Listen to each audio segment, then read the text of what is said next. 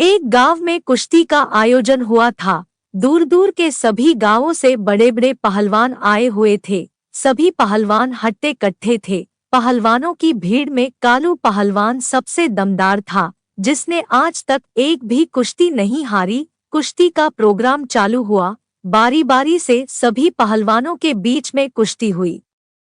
कुश्ती के अंतिम पड़ाव में सभी पहलवानों को कालू से भिड़ना होता था, लेकिन कालू के सामने कोई टिक नहीं पाता था।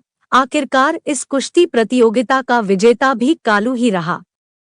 गांव के सरपंच ने कालू का हाथ ऊपर कर उसे विजेता घोषित कर दिया और इनाम की 5 लाख को स्वीकार करने के लिए मंच पर बुलाया। कालू भरी भीड़ में चिल्लाते हुए बोला कि क्या इस भीड़ में कोई ऐसा बंदा है जो मुझे हरा सकता है?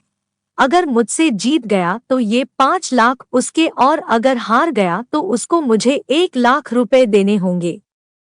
क्या किसी को ये चुनौती मंजूर है?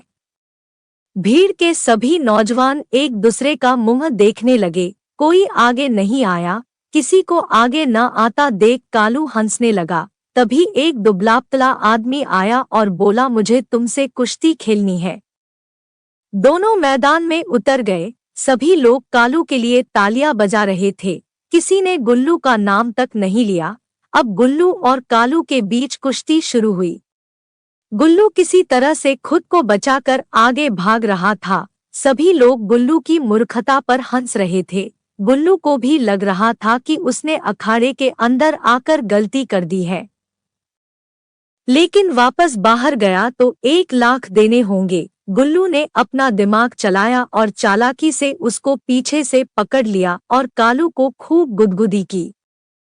कालू ने किसी तरह उसको छुड़ाया और सामने ले आया। अगली बार जैसे ही कालू ने हाथ उठाया, गुल्लू ने उसके टांगों के नीचे से निकलकर उसकी टांगें खींच दी और कालू गिर पड़ा।